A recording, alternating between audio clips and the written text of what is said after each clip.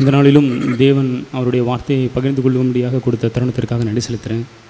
Even now, God has given me the opportunity to share the word of God with you, and I thank God for it. So என்னுடைய வாழ்க்கையில் தேவன் எனக்கு எச்சரிப்பாய் பேசிய வசனங்களை நான் தியானிக்க விரும்புகிறேன். I would like for us to meditate on the words which the Lord had given me as a warning. So அது எனக்கு பிரயோஜனமாக இருந்தது, அது நமக்கு பிரயோஜனமாக இருக்கும் என்று விசுவாசிக்கிறேன். It was profitable for me, and I believe that it will be profitable for us also. 1 கொரிந்தியர் 10:11-12. 1 Corinthians chapter 10. 11-12 வசனம். Sorry, chapter 11 verse 12. 1 கொரிந்தியர் 10:11-12 வசனங்கள். Sorry, 1 Corinthians chapter 10 verses 11 and 12. நம்ம இப்படியே இதில் வாசிக்கிறோம். இவைகளெல்லாம் திருஷ்டாந்தங்களாக அவர்களுக்கு சம்பவித்தது உலகத்தின் முடிவு காலத்திலுள்ள நமக்கு எச்சரிப்பு உண்டாகும்படி எழுதப்பட்டும் இருக்கிறது. இப்படி இருக்க தன்னை நிற்கிறேன் என்று எண்ணுகிறவன் விழாதபடிக்கு எச்சரிக்கையாக இருக்க கடவன். Now these things happened to them as an example, and they were written for our instruction, upon whom the ends of the ages have come. Therefore let him who thinks he stands take heed that he does not fall. So வேதத்தில் உள்ள அநேக சம்பவங்கள் நமக்கு எதற்காக எழுதப்பட்டிருக்கிறது? Why have so many examples in the scriptures been written? எல்லாமே ஆண்டவர் இங்கே இந்த வார்த்தையின்படி பார்க்கும் பொழுது நமக்கு எச்சரிப்பு உண்டாகும்படி எழுதப்பட்டிருக்கிறது. According to these verses, they have been written for our warning, to warn us. அது மட்டுமில்லை, நம்ம எந்த காலத்தில் இருக்கிறோம்? நாம் முடிவு காலத்தில் இருக்கிறோம். Not only that, we are at the ends of the ages. So நம்ம ரொம்ப எச்சரிப்பாக இருக்க வேண்டும் என்று தான் தேவன் நம்மளுக்கு ஒரு பிரிண்டட் பைபிள் நம்ம கையில் கொடுத்திருக்கிறாரு. So the Lord has given us a printed Bible so that we might be so careful. So நம்ம எல்லா சம்பவங்களையும் நம்ம படித்து நம்ம எச்சரிப்படைய வேண்டும். So that we might read all these examples and be warned. அப்படி இருந்தோம் என்றால் நம்ம என்ன செய்ய மாட்டோம்னா, நிற்கிறேன் என்று எண்ணிக்கொண்டிருக்கிற நாம் விழாமல் இருப்போம். If we do that, then we who think we stand will not fall. இப்படியே உலகத்தில் ஒரு பழமொழி சொல்லுவாங்க. There is a proverb in the world. அதாவது மற்றவர்களுடைய வீழ்ச்சியிலிருந்து நாம் பாடங்களை கற்றுக்கொள்ள வேண்டும். They would say we should learn a lesson from the failures of others. அதாவது மற்றவர்கள் நிறைய காரியங்கள்ல விழுந்திருப்பாங்க. Many people fail in many areas. நம்ம அதே தவற நம்ம திரும்பவும் செய்து நம்ம பாடத்தை கற்றுக்கணும்னு அவசியமே கிடையாது. It's not necessary for us also to do the same kind of failures and learn a lesson from it. நாம் அவங்களுடைய வீழ்ச்சிகளிலிருந்து நம்ம பாடத்தை கற்றுக்கொண்டு நம்ம விழாமல் நம்மை பாதுகாத்துக் கொள்ள முடியும். We can learn a lesson from their failure and protect us from falling into the same failures. இப்படியே ஒரு சில பெற்றோர்கள் இப்படி சொல்லி நான் கேள்விப்பட்டது உண்டு. I have heard some parents say this. அதாவது ரொம்ப கஷ்டப்பட்டு இந்த கூலி வேலை செய்யற பேரண்ட்ஸ் இப்படி பேசிக்கிடுவாங்க. Some parents who are daily wage earners, they would speak things like this. அவங்க சொல்லுவாங்க, நான் அவங்க பையன் ஒழுங்கா படிச்சிருக்க மாட்டான் ஸ்கூல்ல, உடனே அவங்க இப்படி தான் சொல்லுவாங்க அந்த டீச்சர்ஸ்ட்ட. Maybe their son would not have done well in school, and they would come to the school teacher and class teacher and say things like this. அதாவது நான் தான் எங்க அம்மா அப்பா என்ன ஸ்கூலுக்கு அனுப்புனாங்க, நான் ஒழுங்கா படிக்காம ஒரு நல்ல வேலைக்கு போகாம இப்ப கஷ்டப்பட்டுக்கிட்டு இருக்கேன். My parents sent me to school, but I didn't take it seriously. I didn't study well, but because of that I am suffering now.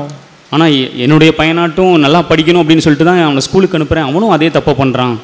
And I'm sending my son to school so that he would not do the same kind of mistakes I did, but he does the same thing. இன்டைரக்டா என்ன சொல்றாங்கன்னா, நான் தப்பு செஞ்சேன், நான் சின்ன பிள்ளையா இருக்கச்சில என் பையன் பண்ணக்கூடாதுன்னு நினைக்கிறேன், ஆனா அவன் பண்ணிக்கிட்டு இருக்கான்.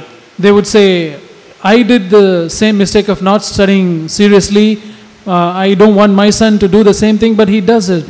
ஆனா அந்த பையன் என்ன பண்ணிட்டு இருக்கான்னா, அந்த தவறுதல், அந்த அப்பா செஞ்ச தப்புல இருந்து பாடத்தை கற்றுக்கொள்ளவில்லை. This son did not learn a lesson from the mistakes that his father committed.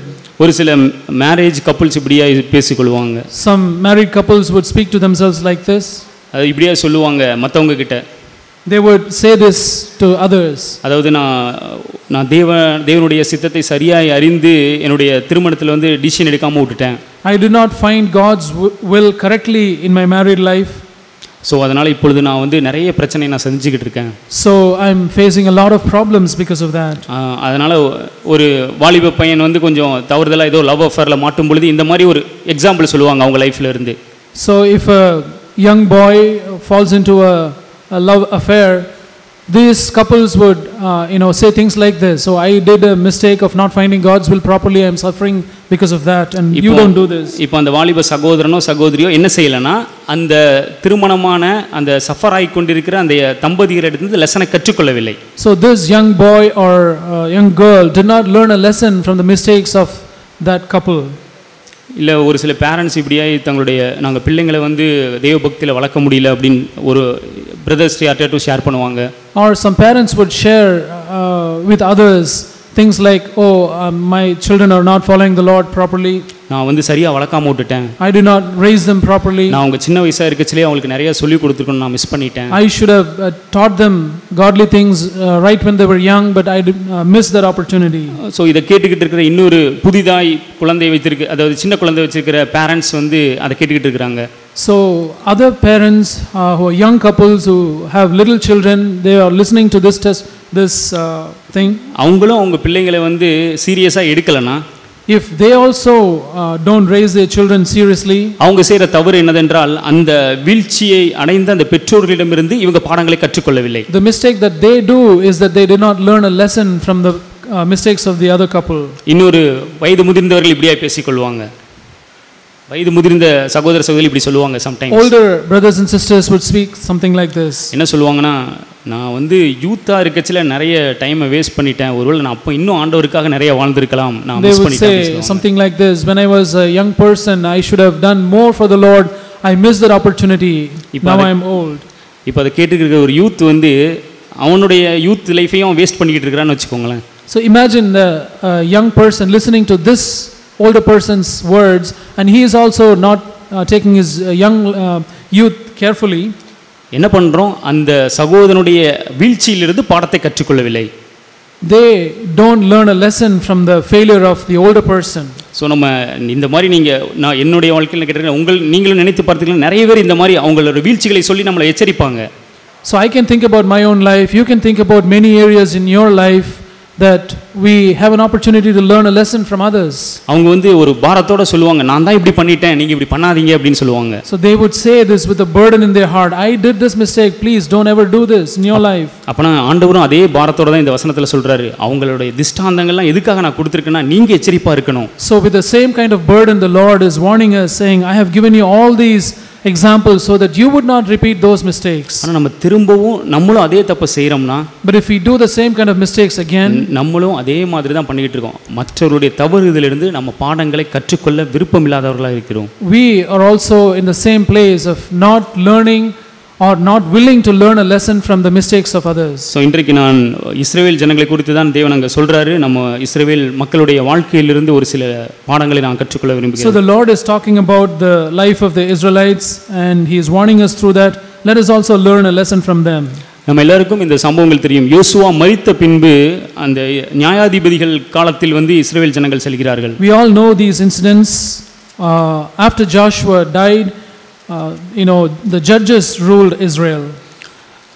நம்ம நியாயாதிபதிகள் 2ஆம் அதிகாரம் 22 23 வாசிக்கலாம். Judges chapter 2 verses 22 and 23. 21 நான் வாசிக்கிறேன். யோசுவா மரித்து பின்வைத்து போன ஜாதிகளில் ஒருவரையும் நான் இனி அவர்களுக்கு முன்பாக துரத்திவிடாதிருப்பேன். அவர்கள் பிதாக்கள் கர்த்தரின் வழியை கவனித்தது போல அவர்கள் அதிலே நடக்கும்படிக்கு அதை கவனிப்பார்களோ இல்லையோ என்று அவர்களை கொண்டு இஸ்ரவேலை சோதிப்பதற்காக அப்படி செய்வேன் என்றார். அதற்காக கர்த்தர் அந்த ஜாதிகளை யோசுவாவின் கையில் ஒப்புக்கொடாமலும் அவைகளை சீக்கிரமாய் துரத்திவிடாமலும் விட்டு வைத்தார். The book of Judges chapter 2 verses 21 through to 23. I also will no longer drive out before them any of the nations which Joshua left when he died, in order to test Israel by them whether they will keep the way of the Lord to walk in it as their fathers did or not. So the Lord allowed those nations to remain, not driving them out quickly, and he did not give them into the hand of Joshua. அதாவது யோசுவா உயிரோடு இருக்கும் பொழுதே ஆண்டவர் வந்து எல்லாம் total கானானாவே அழிச்சிட்டு சுதந்திரிக்க பண்ணிருக்கலாம். When Joshua was alive, the Lord could have destroyed all the Canaanites, the heathen, and given the complete land over to Israel. ஆனா இங்க பாருங்க வசனம் அழகா சொல்லுது, ஆண்டவர் வந்து கொஞ்சம் வேற வச்சிருந்தாராம், அவங்கள யோசுவா கையில கொடுக்காம கொஞ்சம் வேற வச்சிருந்தாரு. But see here, the verse beautifully says that the Lord had kept some of the nations there to test these people. எதுக்காகனா இஸ்ரவேலை சோதிப்பதற்காக. Why did he do that? In order to test என்ன the டெஸ்ட்னா Israelites. பிதாக்கள் யோசுவா தேவனை பின்பற்றியது போல இவங்க பின்பற்றுவாங்களா அப்படின்னு பார்க்கறதுக்காக ஆண்டவர் அந்த டெஸ்ட்டுக்காக அவங்கள வச்சிருந்தார். To test the Israelites whether they would follow the Lord just as Joshua had followed the Lord. ஆனால் டெஸ்ட்டில் என்ன ஆச்சுன்னா ஃபெயிலியர் ஆகிட்டாங்க அவங்க. But in that test, the Israelites failed. நியாயாதிபதிகள் 1:28 Judges chapter 1 verse 25. இஸ்ரவேலர் பலத்த போது கானானியரை முற்றிலும் துரத்தி விடாமல் பகுதி கட்ட பண்ணினார்கள். நியாயாதிபதிகள் 1:28.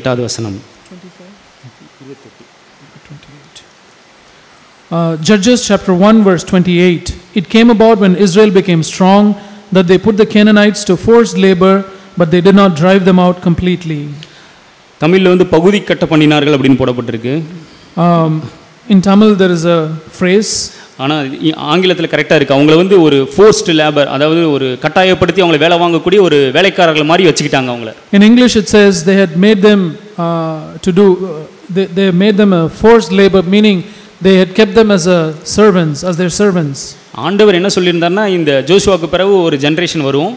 What the Lord had told them was that there would be a generation after Joshua had died. அந்த ஜெனரேஷன் என்ன செய்யணும், அந்த மீதி வச்சிருந்த கொஞ்சம் குரூப்பை அவங்க அழிச்சு முழு தேசத்தையும் சுதந்திரிக்கணும். So the plan of God was that the Israelites should defeat the remaining Canaanites and overcome them and then possess the whole land. ஆனால் துயரமான விஷயம் என்னன்னா அவங்களை நம்மளுக்கு நல்ல ஒரு வேலையாளுக்கு கிடைச்சிட்டாங்க அப்படின்னு சொல்லிட்டு வீட்டிலேயே வச்சுக்கிட்டாங்க. But the sad thing is that what they did instead is they made them their servants. Oh, now that we have got some people, let's make them servants. அவங்களுடைய அழைப்பு அவங்க ஜெயம் கொண்டவர்களாக தேசத்தை சுதந்திரிக்க வேண்டும் என்பது. Their calling of God was that they should overcome them and possess the land. ஆனா அவங்க அழிக்க வேண்டிய காரியங்களை அழிக்காமல் தங்களோடு வைத்துக் கொண்டார்கள். But they did not destroy the things which they ought to have destroyed. இன்னைக்கு அன்றைக்கு இஸ்ரவேலர்கள் இன்றைக்கு நம்ம என்ன பண்ணிக்கிட்டு இருக்கிறோம் அப்படின்னு நாம யோசிச்சு பார்த்தேன். But we are looking at Israelites, but what are we doing? இன்னைக்கு நம்மளும் ரட்சிக்கப்பட்டிருக்கோம், சபைக்கு வர்றோம், ஞானஸ்தானம் எடுத்திருக்கோம். We are saved now, we have taken baptism and we come to the church. சபை ஐக்கியத்தெல்லாம் கூட நல்ல வார்த்தையை ஷேர் பண்ணுவோம். நம்ம சபை ஐக்கியங்களை கூட நல்ல வார்த்தைகளை ஷேர் பண்றோம். We can even share God's word in church meetings. ஆனா நம்ம யோசிச்சு பார்ப்போம், நம்மளுடைய வாழ்க்கையில் நம்ம இன்னும் தோற்கடிக்கப்பட்டு கொண்டு இருக்கிறோமா? But let's think about this. In our own personal lives, are we still defeated? உடனே எல்லாரும் நம்ம யோசிச்சு பார்த்து ஓகே இல்லையே நான் எந்தலையும் அந்த அளவு தோற்கடிச்ச பண்ணி மாதிரி தெரியலையே அப்படின்னு நம்ம யோசிக்கலாம். We might think and say, oh, I don't think I have been defeated in any area of in my life. நம்ம சபையில இப்படியே சொல்லுவாங்க 5 பாவங்கள் இருக்கு, 5 வகையான பாவங்கள் இருக்கு. We say in the church that there are 5 kinds of sins. ஒன்று நம்ம செயல்களின் மூலமாக செய்யக்கூடிய பாவங்கள். One is the sin of commission. அதாவது நம்ம வெளியே தெரிஞ்சு நம்ம திருடுறது, கொலை செய்யறது, விபச்சாரம் பண்றது, இதெல்லாம் நம்ம வெளியரங்கமாக செய்யக்கூடிய செயல்களினால் செய்யக்கூடிய பாவங்கள். Sins based on our activities, the things that we do externally like stealing and murdering and things like that. இந்த இரண்டாவது பாவம் வார்த்தையினால் செய்யக்கூடிய பாவங்கள். And the second type of sin is the sin of words. அதாவது குறை சொல்றது, முறுமுறுக்கிறது, மற்றவங்களை பத்தி தப்பா பேசுறது, அந்த மாதிரி காரியங்கள் வார்த்தையினால் செய்யக்கூடிய பாவங்கள். The sins of the words are complaining, murmuring and accusing others. இந்த ரெண்டுத்தையுமே வச்சு ஜஸ்ட் நம்மள கம்பேர் பண்ணி பார்ப்போம். Let us think about these two things and judge ourselves. நம்ம अनेகர் எப்படி நினைக்கலாம்னா நான் திருடுறது இல்ல, நான் விபச்சாரம் பண்றது இல்ல, நான் எந்த விதமான வெளியரங்கமான பாவம் பண்றது இல்ல. Many of us think, oh, I don't commit adultery, I don't commit murder, I don't commit any of the external sins. ஆனா நம்ம என்ன செஞ்சிட்டு இருப்போம்னா ஒரு சாதாரண விஷயத்துக்கு நம்ம குறை சொல்லிட்டு இருப்போம். But what we are actually doing is we are complaining for a small little thing. சாதாரண விஷயத்துக்கு முறுமுறுத்துக்கிட்டு இருப்போம். For a trivial thing we murmur. ஒரு சாதாரண விஷயத்தை ஒரு சகோதரர் செஞ்சிருப்பார், அவரை பத்தி ஒரு பெரிய குறையை சொல்லிட்டு இருந்திருப்போம். A brother would have committed a small thing and we would be talking ill about him. ஒருவேளை நீங்க செயல்களினால் பாவங்கள் செய்யாம இருக்கலாம். Maybe we don't commit sin of the deeds. ஆனால் உங்களுடைய வார்த்தையினால் நாம் அனுதினமும் பாவம் செய்து கொண்டிருக்க முடியும். But we could be committing sin through our words. ஆனா அந்த உணர்வே இல்லாம அந்த இஸ்ரவேலர் மாதிரி அதை பௌதி கட்டி இருப்போம். But without realizing that, just like the Israelite had made those people forced labor, we would have just pass them by. மற்றவங்கள பார்த்து குறை சொல்றத வந்து நம்ம ஒரு பாவம்னு கூட கொஞ்சம் சென்ஸே இல்லாம நம்ம வீட்டில் உட்கார்ந்து இல்லை மற்றவர்களிடம் எளிதாக குறை சொல்லி கொண்டிருப்போம். We do not have even a little bit of sense that talking evil of others is a sin, but we would go on backbiting about others at our homes. அதே இஸ்ரவேலர்கள் செய்த அதே தவறு. It's the same kind of mistake that the Israelites did. நம்ம நியாயம் தீர்த்து அழிக்க வேண்டிய பாவத்தை சீரியஸாக எடுக்காம அது பாவம்னே தெரியாம நம்ம கூட வச்சிட்டு இருக்கோம். We keep these things as we don't consider them as sin and has to be overcome, but we keep committing them. ஒருவேளை இந்த ரெண்டு பாவங்கள்ல நம்ம ஜெயத்தை ஆண்டவர் கொடுத்திருக்கலாம். Maybe God would have given us victory over these two kinds of sins. மூன்றாவதாக எண்ணங்களினால் செய்யக்கூடிய பாவங்கள் அப்படினு சொல்லுவாங்க சபையில. But in the church we say there is a third type of sin, which is the sin of the thoughts. உங்களுடைய எண்ணத்திலேயே ஒரு ஸ்திரீயை இச்சையோடு பார்க்கக்கூடிய அந்த எண்ணத்தையே பாவம்னு பார்க்கக்கூடிய ஒரு உணர்வு. A sense that considers lusting after a woman in the thought is a sin. நம்ம எண்ணத்துல மத்தவங்களை ஒருவேளை வாயில சொல்லாம கூட மத்தவங்களை எண்ணத்துல ஜட்ஜ் பண்றது. Maybe some people would not even open their mouth, but then would judge others in their thoughts. இந்த கானானியரை நம்ம கூடயே வச்சிக்கிட்டு நம்ம என்ன செஞ்சு நினைச்சிட்டு இருப்போம்னா நம்ம கரெக்ட்டா தான் இருக்கிறோம் அப்படி நினைச்சிட்டு இருப்போம். We hold these things, these kinds of Canaanites in our thoughts, but then we say we are overcomers. ரெண்டாவது நம்மளுடைய ஆட்டிட்யூட், நம்மளுடைய மனப்பான்மையில் நம்ம பாவம் செய்ய முடியும் அப்படினு சொல்லுவாங்க. Then the other thing is that we could commit sin in our attitudes. அதாவது நம்ம ஒரு தவறான மனப்பான்மையோடு अनेक காரியங்களை வந்து நம்ம பண்ண முடியும். We could be doing so many things with a wrong attitude. நம்ம ஒரு நல்லது செய்யற மாதிரி வெளியே தெரியும், ஆனா நம்மளுடைய ஆட்டிட்யூட் இல்ல நம்மளுடைய இன்டென்ஷன் என்ன இருக்குன்னா தவறான ஒரு நோக்கமா இருக்கும். We could be doing so many things which would give a good impression outside, but we could be doing it with a wrong intention. ஒருவேளை சபையில கூட நம்ம अनेक காரியங்கள் நம்ம செய்யும் பொழுது நம்மளுடைய இன்டென்ஷன் இருக்குன்னா நம்ம எல்லாரும் நம்மளை வந்து எல்லாரும் பார்க்கணும், நம்ம வந்து ப்ரொஜெக்ட் ஆகணும், அந்த மாதிரி ஒரு ஸ்பிரிட் நமக்குள்ள வரதை நம்ம பார்க்க முடியும். We could be doing so many things, good things, but then we could have some attitude that others should take notice of us and should consider worthy of us. So நம்மளுடைய மனப்பான்மையில் நம்மளுடைய உள் நோக்கங்களில் நம்ம பாவம் செய்ய முடியும். So in our attitudes and in our motives we could be committing sin. So ஏதோ இந்த 5 காரியங்களில் ஏதோ ஒரு விஷயத்தில் நம்ம வந்து பாவம் செஞ்சுக்கிட்டு இருப்போம், ஆனால் நம்மளுக்கு அது பாவம்னே தெரியாது. In all these 5 different areas we could be committing sin, but we wouldn't realize that we are actually committing sin. அந்த இஸ்ரவேலர்கள் கானானியரை பக்கத்திலே வச்சுக்கிட்டு இருந்தாங்க, இது தப்புன்னு கூட அவங்களுக்கு தெரியல. The Israelites had those Canaanites right beside them, but they did not realize that it was sin. ஏன் இப்படி ஆச்சு? Why did this happen? அவங்களுக்கு எந்த காரணத்தால் இந்த உணர்வை அவர்கள் இழந்து போனார்கள்? What was the reason that made them lose this sense?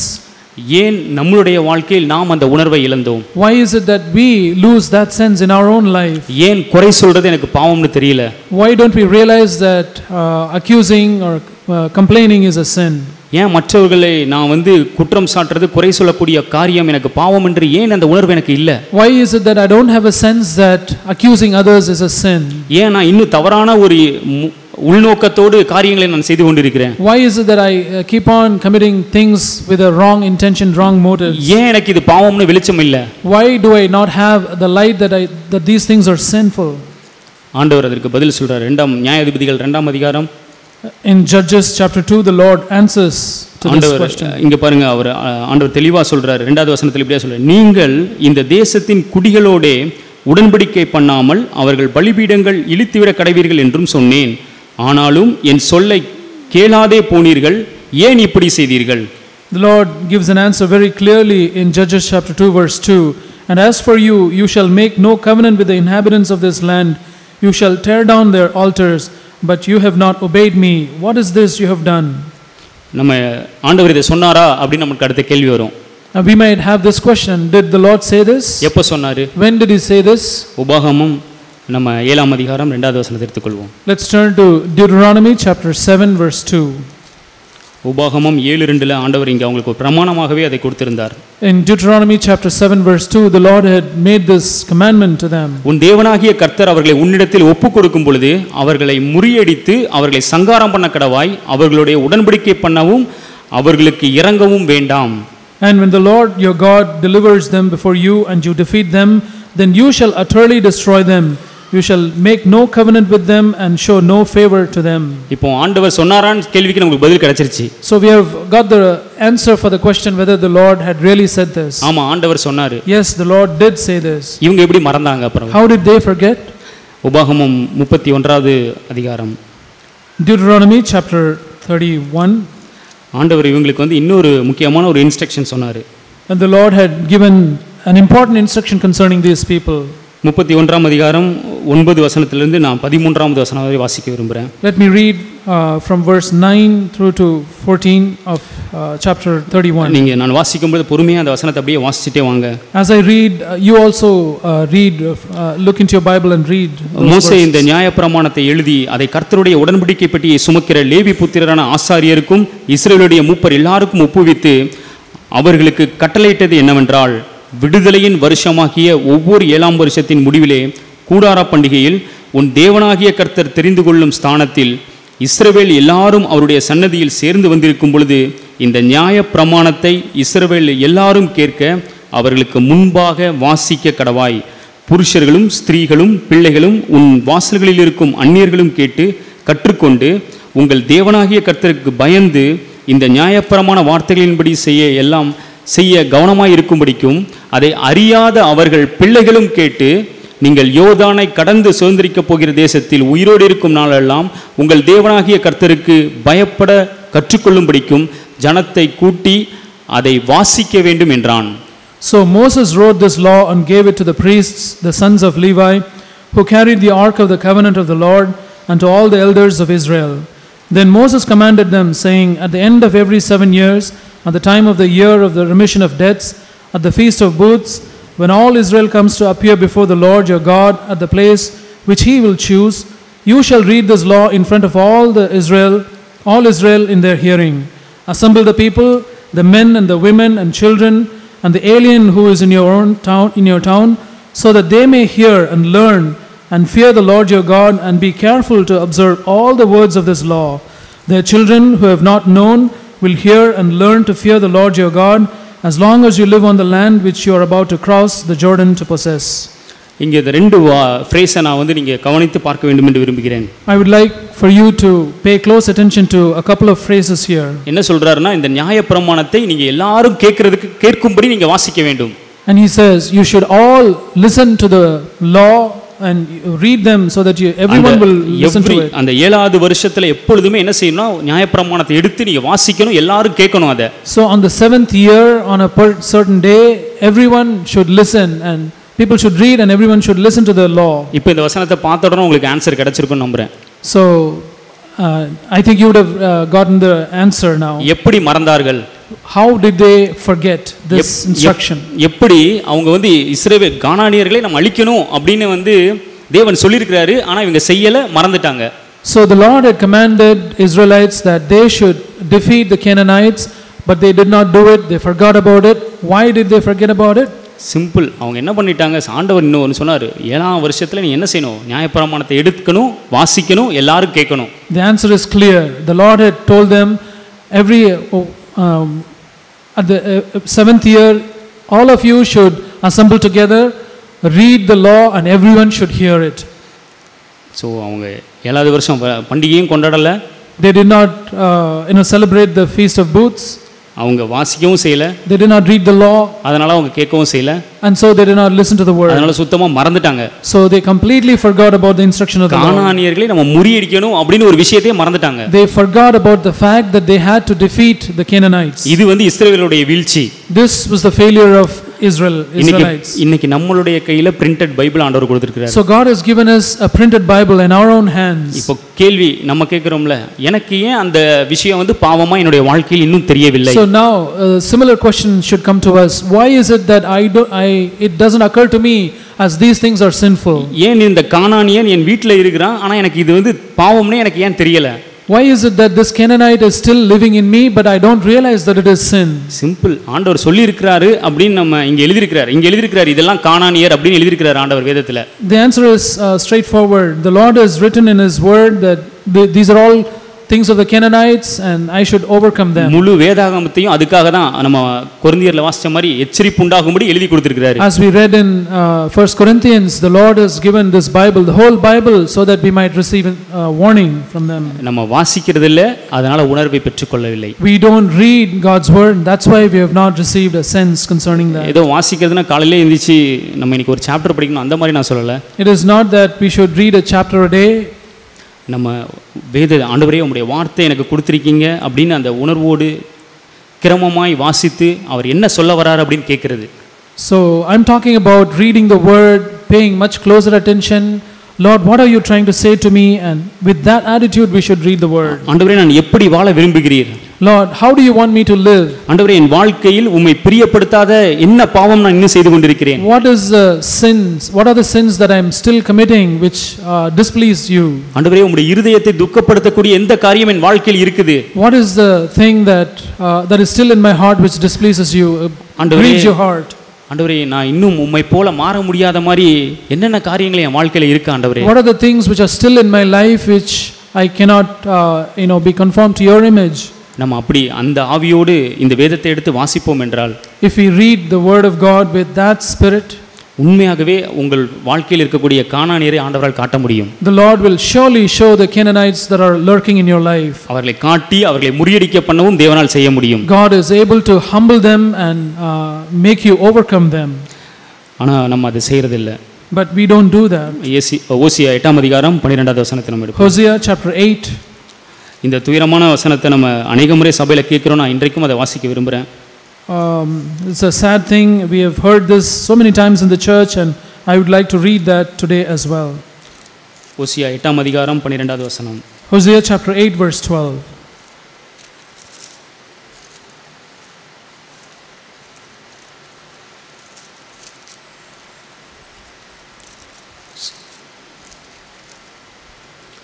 எல்லாரும் அந்த வசனத்தை நீங்க பொறுமையாய் அந்த வசனத்தை நாம் வாசிப்போம். Let us read this verse carefully and slowly. என் வேதத்தின் மகத்துவங்களை அவர்களுக்கு எழுதி கொடுத்தேன், அவைகளை அந்நிய காரியமாக எண்ணினார்கள். Though I wrote for him 10,000 precepts of my law, they are regarded as a strange thing. இஸ்ரவேல் ஜனங்களை பார்த்து தேவன் வேதனையோடு சொன்ன வார்த்தை அது. These are the painful words that the Lord uttered concerning the people of Israel. என் ஜனங்களை நான் அவர்கள் கானானியை சுதந்தரிக்கும்படியாக பிரமாணங்களை எழுதி அவர்கள் கையில கொடுத்தேன். I had written down my laws and handed them over to my people so that they might overcome the Canaanites. ஆனா என் ஜனங்கள் அதை அந்நிய காரியம், ஏதோ ஒரு தேவையில்லாத ஏதோ ஒரு பொருள் நமக்கு வீட்ல பைபிள் கொடுத்திருக்காங்க போல அப்படி நான் நினைச்சிட்டேன். But my people have regarded them as a strange thing, as though something not useful. புதிய ஏற்பாடுல கூட ஒரு வசனத்தை நான் காண்பிக்க விரும்புறேன். 2 தீமோத்தேயு 3:16. I would like to show a verse from the New Testament as well. 2 Timothy chapter 2 verse 3 verse 16. இங்க கிளியரா ஆண்டவர் திரும்ப சொல்றார், வேத வாக்கியங்கள் எல்லாம் தேவ ஆவியினால் அருளப்பட்டிருக்கிறது, தேவனுடைய மனுஷன் தேறினவனாகவும் எந்த நற்கிரியையும் செய்ய தகுதியுள்ளவனாகவும் இருக்கும்படிக்காக அவைகள் உபதேசத்துக்கும் கடிந்து கொள்ளுதலுக்கும் சீர்திருத்தலுக்கும் நீதியை படிப்பிக்குதலுக்கும் பிரயோஜனமுள்ளதாகவும் இருக்கிறது. 2 Timothy chapter 3 verses 16 and 17. All scripture is inspired by God and profitable for teaching, for reproof, for correction, for training in righteousness, so that the man of God may be equipped for every good work.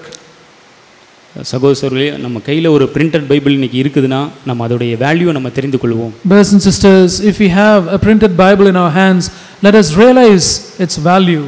நம்ம அதை கிரமமாய் ஆண்டவரே என் வாழ்க்கையில் உம்மை போல இல்லாத காரியங்களை நான் கண்டு மனம் திரும்பும்படியாக நீங்க எழுதி கொடுத்திருக்கீங்க. Lord, you have written down your word and given it to me so that I might see the things which prevent me from becoming like you. ஆண்டவரே, இந்த இஸ்ரவேலர்கள் வீழ்ச்சி அடைந்த அதே காரியத்தை நான் அந்த பாடத்தை கற்றுக்கொள்ளாம மிஸ் பண்ணிர வேண்டாம் ஆண்டவரே. Lord, let me not miss out on the things which the Israelites failed on. அவங்க மிஸ் பண்ணிட்டாங்க, அவங்க படிக்கல, அதனால அவங்களுக்கு தெரியல. They missed out on God's purpose because they did not read your law. ஆனா இன்றைக்கு நம்ம அந்த அவங்களுடைய வீழ்ச்சியிலிருந்து இந்த பாடத்தை கற்றுக்கொள்வோம். But let us learn a lesson from their failures. இரண்டாவதாக நான் உங்களுடைய இன்னொரு வீழ்ச்சியை நான் காண்பிக்க விரும்புகிறேன். I would like to show you another failure of the Israelites. 2ஆம் அதிகாரம் 10வது வசனம். Judges 2 verse 10. நியாயாதிபதிகள் 2ஆம் அதிகாரம் 10வது வசனம். Judges chapter 2 verse 10. அக்காலத்திலே இருந்த அந்த சந்ததியார் எல்லாரும் தங்கள் பிதாக்களுடன் சேர்க்கப்பட்ட பின்பு கர்த்தரையும் அவர் இஸ்ரவேலுக்காக செய்த கிரியையையும் அறியாத வேற ஒரு சந்ததி அவர்களுக்குள்ளே எழும்பிற்று. All the generation also were gathered to their fathers, and there arose another generation after them, who did not know the Lord, nor yet the work which he had done for Israel. இதுல இஸ்ரவேலுக்காக செய்த கிரியையை அறியாத வேறொரு சந்ததி. Here we read about another generation which did not know the works of the Lord. ஆண்டவர் என்னெல்லாம் என் லைஃப்ல செஞ்சாரோ அதை தெரியாத இன்னொரு ஜெனரேஷன் வருது. Whatever the Lord has done in my life, there arose a generation which did not know about that. நான் இந்த காரியத்தை நம்மளுக்கு இப்படி தான் எடுத்துக்கிட்டேன். This is how I applied this verse. என்னுடைய வாழ்க்கையில் நான் இன்னும் வீழ்ச்சி அடைந்து கொண்டே இருப்பதற்கு இன்னொரு முக்கியமான காரணம். There is another very important reason why I continue to fall. தேவன் என் வாழ்க்கையில் செய்ததை நான் மறந்தேன். I have just forgotten about the things that the Lord had done in my life. உபாகமம் 8ஆம் அதிகாரத்தில் உள்ள வசனங்களை நாம் வாசிக்கலாம். There's a verse in Deuteronomy chapter 8. உபாகமம் 8ல் ஆண்டவர் அந்த 12 இருந்து 17 வசனங்களை நாம் வாசிக்கலாம். Let's read from verses 12 through to 17. இங்க ஆண்டவர் சொல்றாரு, நீ மறக்காத நான் செஞ்சதை ஒரு நாள் மறக்காத அப்படினு தான் ஆண்டவர் இங்க திரும்ப ரிப்பீட் பண்றாரு. The Lord keeps on repeating, saying, don't forget what I did to you. உன் தேவனாகிய 12வது வசனம், நீ புசித்து திருப்தியாகி நல்ல வீடுகளை கட்டி அவைகளில் குடியிருக்கும் போதும் உன் ஆடு மாடுகள் திரட்சியாகி உனக்கு வெள்ளியும் பொன்னும் பெருகி உனக்கு உண்டானவைகளை எல்லாம் வர்த்திக்கும் போதும் உன் இருதயம் மேட்டிமை அடையாமலும் உன்னை அடிமைத்தன வீடாகிய எகிப்திலிருந்து புறப்பட பண்ணினவரும் உன்னுடைய பின்னாட்களில் உனக்கு நன்மை செய்யும் பொருட்டு உன்னை சிறுமைப்படுத்தி உன்னை சோதித்து கொள்ளிவாய் சர்ப்பங்களும் தேள்களும் தண்ணீரில்லாத வறட்சிகளும் பயங்கரமான பெரிய வனாந்திர வழியாய் உன்னை அழைத்து வந்தவரும் உனக்காக பாறையான கண்மலையிலிருந்து தண்ணீரை புறப்பட பண்ணினவரும் உன் பிதாக்கள் அறியாத மன்னாவினால் வனாந்திரத்திலே உன்னை போஷித்து வந்தவருமான உன் தேவனாகிய கர்த்தரை நீ மறவாமலும் அப்படின்னு இந்த வசனங்கள் முடியுது. From verse 11 in English, beware that you do not forget the Lord your God by not keeping his commandments and his ordinances and his statutes which I am commanding you today. Otherwise, when you have eaten and are satisfied and have built good houses and live in them, and when your herds and your flocks multiply and your silver and gold multiply and all that you have multiplies, then your heart will become proud and you will forget the Lord your God who brought you out from the land of Egypt, out of the house of slavery. He led you through the great and terrible wilderness with its fiery serpents and scorpions and thirsty ground where there was no water. He brought water for you out of the rock or flint. In the wilderness he fed you manna which your fathers did not know, that he might humble you and that he might test you to do good for you in the end. ஆண்டவர் வந்து என்னை தேவனை மறக்காத அப்படின்னு ஒரு விஷயத்தை தான் சொல்ல வர்றாரு. The Lord wants to tell them, don't forget me, don't forget about me. அதை நீங்க யோசிச்சு பாருங்க, அது ஒரே லைன்ல சொல்லி முடிச்சிருக்கலாம். Just think about this. He could have simply stated it in one sentence. ஆனா அவர் லிஸ்ட் டவுன் பண்றாரு. அவர் என்னென்ன செஞ்சார் எல்லாத்தையும் லிஸ்ட் டவுன் பண்றாரு. But he lists down what are all the things that he did for them. நான் உன்னை வனாந்திரத்துல நடத்தினேன். I led you through the wilderness. அந்த தேள்களிலிருந்து இருந்து பாதுகாத்தேன். I protected you from your enemies. மன்னாவை கொடுத்தேன். I gave you manna. சர்ப்பங்கள்ல இருந்து பாதுகாத்தேன். I protected you from serpents. இது எல்லாத்தையும் list down பண்ணிட்டு சொல்றாரு, என்னை மறந்துடாத அப்படினு. After listing them all of these things, then he says, don't forget me. நான் இத நம்ம யோசிச்சு பார்ப்போம். நம்முடைய வாழ்க்கையை நம்ம ரட்சிக்கப்பட்டது இல்ல ரட்சிக்கப்படுறதுக்கு முன்னாடியே நீங்க லிஸ்ட் டவுன் பண்ணுங்க, என்னென்ன ஆண்டவர் எனக்கு பண்ணாரு. Let us think about our own lives before we were converted. What are all the things that the Lord had done in our life? எவ்வளவோ செஞ்சிருப்பார். நீங்க எழுதுனீங்கன்னா உங்களுக்கு பக்கமே காணாது. நான் ரட்சிக்கப்பட்ட ஒவ்வொருவரும் அதை நிச்சயமாய் சொல்ல முடியும். Everyone who has been born again would be able to surely say so many things, and if we start writing we would not exhaust it. அவ்வளவு நம்ம எழுதலாம். ஆண்டவரே எனக்கு இவ்வளவு, நீங்க உட்கார்ந்து பொறுமையா எழுத ஆரம்பிச்சீங்கன்னா ஒவ்வொரு நாளும் ஒவ்வொரு நிமிடமும் தேவன் நமக்கு செய்த நம்மளால எழுத முடியும். If you sit down and start writing down the things that the Lord has done for you, you can take all day and every day to write what the Lord has done. நம்ம வந்து திருப்தியான பிறகு நம்ம ஒரு ஏதோ ரெகுலரா अनेक காரியங்களை நம்ம பண்ணும் பொழுது நம்ம என்ன செஞ்சிரோம்னா தேவன் நமக்கு செய்ததை நம்ம மறந்து வாழ பழகிக் கொள்கிறோம். But the sad thing is that after some years or some time we start to forget about the things that the Lord had done in our life. ஆனா சங்கீதக்காரன் இப்படி சொல்றாரு பாருங்க, சங்கீதம் 103வது சங்கீதம். But see what the psalmist says in Psalm 103. சங்கீதம் 103:2. Psalm 103 verse 2. தாவீது எப்பொழுதும் தன்னுடைய இதயத்தில் இந்த வார்த்தையை சொல்லிக்கிட்டே இருக்கிறாரு. The psalmist David keeps on saying this in his heart. அவர் சொல்றாரு, என் ஆத்துமாவே கர்த்தரை ஸ்தோத்திரி. Bless the Lord, O my soul. அவர் செய்த சகல உபகாரங்களையும் மறவாதே. And forget none of his benefits. அவர் திரும்ப ஞாபகப்படுத்திட்டே இருக்கிறார். He keeps on repeating it and reminding himself about it. சகோதரர்களே, நம்ம வந்து ஒரு சூப்பர் ஸ்பிரிச்சுவல் வேர்ல்டுக்குள்ள நம்ம போகல ரட்சிக்கப்பட்ட பிறகு. Brothers and sisters, we did not go into a super spiritual world right when we were converted. நம்ம ரட்சிக்கப்பட்ட பிறகு இப்படியா A.W. டோசர் சொல்லுவாரு. A.W. Tozer would say something like this. மூன்று வகையான ரட்சிப்பு சொல்லுவாங்க. He would talk about three kinds of salvation. நம்ம ரட்சிக்கப்படுறதுக்கு முன்பாக अनेक பாவங்களை நம்ம செஞ்சிருப்போம். தேவன் அவருடைய இரத்தத்தினால் நம்மை கழுவி மன்னித்து பாவம் மன்னிப்பு என்ற ரட்சிப்பை நமக்கு தருகிறார். Before our salvation we would have committed so many sins. By God's mercy through his blood God has forgiven all our sins by cleansing us by his blood. இரண்டாவதாக நம்ம ரட்சிக்கப்பட்ட பிறகு நம்ம வந்து பாவ சூழ்நிலைகளுக்குள்ளாக தான் நம்ம இருக்கிறோம். The second salvation is after we were converted we are in the midst of sinful situation. நம்ம உலகத்துக்குள்ள போறோம். நம்மளுடைய சொந்த மாமிசம் நமக்கு இருக்கு. பிசாசு நம்மளை சோதித்து நம்மளை பாவத்தில் தள்ளக்கூடிய சூழ்நிலையில தான் நம்ம இருக்கிறோம். We go into the world where there is sin. We have our own flesh which tempts us towards sin. There is Satan, the world. All things tempt us into sin. இந்த பாவ சூழ்நிலையிலிருந்து நம்ம ரட்சிப்படையும்படியாக தான் இன்னைக்கு பரிசுத்த ஆவியானவர் நமக்குள் கிரியை செய்து கொண்டிருக்கிறார். So the Holy Spirit is working within us so that we might be saved from the sinful circumstances that we go through every day of our life. மூன்றாவதாக நம்ம இந்த பாவ பிரசன்னத்திலிருந்து முற்றிலுமாக விடுதலை தான் இயேசு நம்ம வரும்பொழுது நம்ம திரும்பவுமாக எடுத்துக்கொள்ளப்படுவது. Thirdly, the salvation from the presence, the very presence of sin, that is when the Lord Jesus comes back we will be taken and we will be away from the presence of sin. 100% உண்மை என்னன்னா இரண்டாவது இடத்துல தான் நம்ம இருக்கிறோம். நம்ம இன்னும் மூணாவது இடத்துக்கு போல. So the 100% truth is that we are still in the second salvation. We have not gone to the third salvation. உலகம், மாமிசம், பிசாசு ஒவ்வொரு நாளும் என்னை பாவம் செய்யும்படியாக தேவனை விட்டு பிரிக்கும்படியாக என்னோடு போராடிக்கிட்டே இருக்கு. The world, my flesh and Satan, all these three things are working against me to drive me away from God. அப்பனா இந்த மாதிரி இந்த பாவ சூழ்நிலையில் நான் வந்து தப்பித்து வாழ வேண்டும் என்றால், but if you want to escape this sinful circumstances, இந்த நெருக்கி கொண்டிருக்கிற இந்த கானானியர் மத்தியில் நான் ஜெயம் கொண்டு அவர்களை வீழ்த்த வேண்டும் என்றால், if I want to overcome the Canaanites, the sinful things that press against us, ஏதோ போய் சண்டை போடுங்க அப்படி சொன்னாலும் போய் சண்டை போட முடியாது. If you are asked to go and fight against them, we will not be able to fight against them. அதுக்கு ஒரு ஆழமான ஒரு நோக்கம் இருக்கணும். ஆழமான ஒரு நோக்கம் இருக்க வேண்டும். We need to have a strong purpose to do that. இப்போ இஸ்ரவேல் ஜனங்களுக்கு வந்து நான் தேவனுடைய பிள்ளை, அதனால எனக்கு தேவன் எனக்கு தந்த தேசம், அதற்காக நான் வந்து யுத்தம் பண்ணுவேன் அப்படினு சொல்லணும். So the Israelites should have this zeal and spirit saying, oh, I am a child of God, I am a nation of God, I should overcome the Canaanites. இன்னைக்கு நீங்களும் நானும் எப்படி சொல்லணும்னா, you and I have to have this kind of purpose. நானும் இயேசுவின் இரத்தத்தினால் மீட்கப்பட்ட அவருடைய பிள்ளை. I am also a child redeemed by the blood of Jesus. எனக்காக நிர்வாணமாகிய தொங்கிய என் இயேசுவுடைய நாமத்தை நான் மகிமைப்படுத்தும்படியாக இந்த பூமியில் வாழ்ந்து கொண்டிருக்கிறேன். I have been living my life in this world to glorify Jesus who hung half naked on the cross for me. அவருடைய அன்பின் நிமித்தம் ஆண்டவரே உம்மை நான் துயரப்படுத்த கூடாது, உம்மை துர்க்கப்படுத்த கூடாது, அதற்காக நான் இந்த போராட்டத்தை போராடுவேன். I should not grieve the heart of God or make his heart sadden out of the love that he showed on me, and that is why I am striving against sin today. அந்த அன்பை நான் ஒவ்வொரு நாளும் யோசிக்காத பட்சத்தில் நம்ம போராடவே மாட்டோம். If I don't think about that love every day of my life, I will not fight against sin. நான் அன்பை எப்படி அன்புல நான் வளர முடியும்?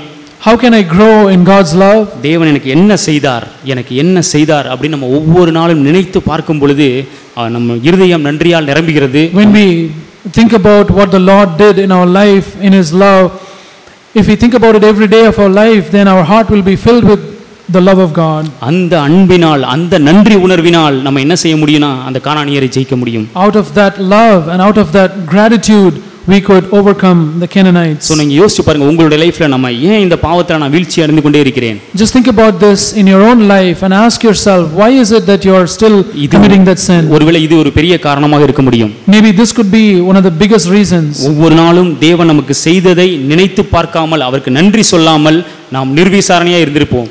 We were careless and not thinking about the goodness of God in our life and not thinking about his love toward us. ரோமர் 1ஆம் அதிகாரத்தில் அந்த வசனத்தை நான் காண்பிக்க விரும்புகிறேன். I would like to show you that verse in Romans chapter 1. இங்க பாருங்க, நன்றி உணர்வு இல்லாததனால் நம்ம வாழ்க்கையில எவ்வளவு பெரிய ஒரு பாதிப்பு ஏற்படும். See what impact the ungratefulness causes in our own life. 21வது வசனத்துல 1:21 அவர்கள் தேவனை அறிந்தும் அவரை தேவன் என்று மகிமைப்படுத்தாமலும் ஸ்தோத்தரியாமலும் இருந்து தங்கள் சிந்தைகளினாலே வீணரானார்கள். உணர்வில்லாத அவர்களுடைய இருதயம் இருளடைந்தது. Romans chapter 1 verse 21, for even though they knew God, they did not honor him as God or give thanks, but they became futile in their speculations and their foolish heart was darkened.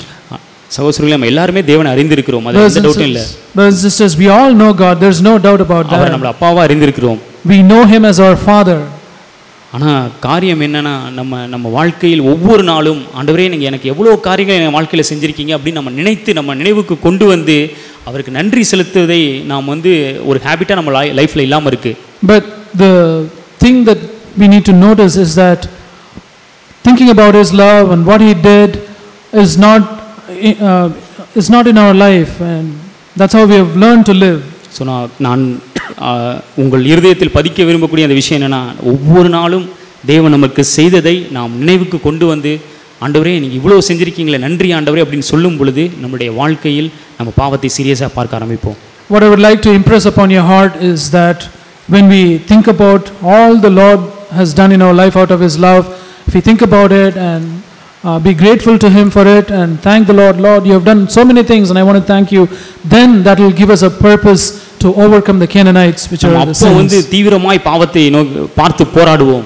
Then we will see sin as something radical and fight against it radically. எப்படி போராடுவோம்னால் எபிரேயர் 5ஆம் அதிகாரம் 7வது வசனம். This is how we would fight against sin then in Hebrews chapter 5. உண்மையாய் தேவனுடைய நன்மையை நினைத்து பார்த்து நன்றி உள்ள இருதயமுடையவர்கள், those who have really thought about the goodness of God and have a heart of gratitude to him. உண்மையாகவே ஒவ்வொரு நாளும் தேவன் செய்த நன்மைகளை நினைத்திருப்பீங்கன்னா உங்க லைஃப் இப்படி இருந்திருக்கணும்.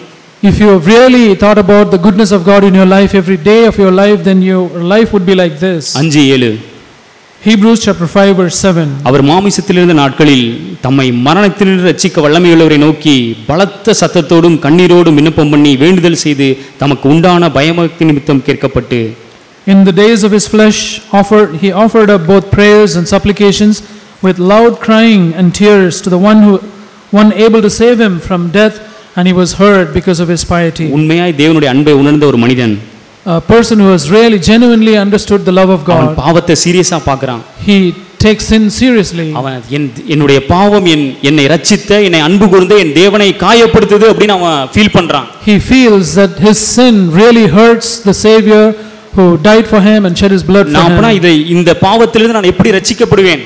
And he cries out, how will I be saved from this sin? ஒவ்வொரு நாளும் இயேசுவை போல அவன் என்ன செஞ்சிருப்பானா, பலத்த சத்தத்தோடும் கண்ணீரோடும் தன்னை ரட்சிக்க வல்லமையுள்ள தேவனை நோக்கி விண்ணப்பம் பண்ணிக்கொண்டே இருப்பான். And he would be crying out with loud cries and tears to the one who able to save him, to save him from his sin. இதுதான் தேவன் செய்த நன்மைகளை நினைத்து பார்க்கக்கூடிய மனிதனுடைய அடையாளம். This is the mark of a person who thinks about the goodness of God in his life. So நம்ம அந்த வீழ்ச்சி, இஸ்ரவேல் ஜனங்களுடைய 2 வீழ்ச்சிகளிலிருந்து நம்ம இந்த பாடத்தை ஒரு நாள் நம்ம மிஸ் பண்ணிர வேண்டாம். So let us never miss out on the lessons that we can learn from the 2 mistakes of the Israelites. தேவனுடைய வார்த்தையை அசட்டை பண்ணினா அவங்களுடைய சுபாவம், the nature of despising God's word, தேவன் செய்த நன்மைகளை மறந்த அவர்களுடைய உணர்வு, and the spirit of forgetting what the Lord did to them. நம்ம அந்த அபாயத்துக்கு போயிர வேண்டாம் சகோதரர்களே. Let us learn a lesson from them. கடைசியாக ஒரே ஒரு வசனம், அதே 1 கொரிந்தியர் நம்ம ஆரம்பித்த 1 கொரிந்தியர் 10ஆம் அதிகாரம் 13வது வசனம். From the same 1 Corinthians chapter 10, let's read another verse. ஆண்டவர் சொல்றாரு, உண்மையாகவே நீங்க போராடுவீர்கள் என்றால் உங்களை பார்த்து உற்சாகப்படுத்தும்படியாக ஆண்டவர் இந்த வார்த்தைகளை எழுதி வைத்திருக்கிறார். If you really strive against sin, the Lord wants to encourage you through this verse. மனுஷனுக்கு நேரிடுகிற சோதனை அல்லாமல் வேறே சோதனை உங்களுக்கு நேரிடுவதில்லை. தேவன் உண்மை உள்ளவராய் இருக்கிறார். உங்கள் திராணிக்கு மேலாக நீங்கள் சோதிக்கப்படுவதற்கு அவர் இடம் கொடாமல் சோதனையை தாங்கத்தக்கதாக சோதனையோடு கூட அதற்கு தப்பிக்கொள்ளும்படியான போக்கையும் உண்டாக்குவார். 1 Corinthians chapter 10 verse 13, no temptation has overtaken you but such as is common to man, and God is faithful who will not allow you to be tempted beyond what you are able, but with the temptation will provide the way of escape also, so that you will be able to endure it. So இந்த வசனத்தை நம்ம பிடித்துக்கொண்டு ஒவ்வொரு நாளும் ஆண்டவரே என்னுடைய திராணிக்கு மேல நீங்க சோதிக்க மாட்டீங்க ஆண்டவரே. So let us hold on to this verse and boldly claim, saying to the Lord, Lord, you will not allow me to be tempted beyond what I am able. என் சோதனையை தப்பிக்கொள்ளக்கூடிய போக்கை உண்டாக்கக்கூடிய உண்மையுள்ள தேவன். Lord, you are a faithful God who is able to make a way of escape. நான் ஒவ்வொரு நாளும் உம்மை துக்கப்படுத்தாத துயரப்படுத்தாத ஒரு வாழ்க்கை வாழ எனக்கு உதவி செய்யும். Lord, help me to live every day of my life a life which does not saddens you or grieves you. தேவன் நம்ம ஒவ்வொருக்கும் உதவி செய்வார். May God help each one of us.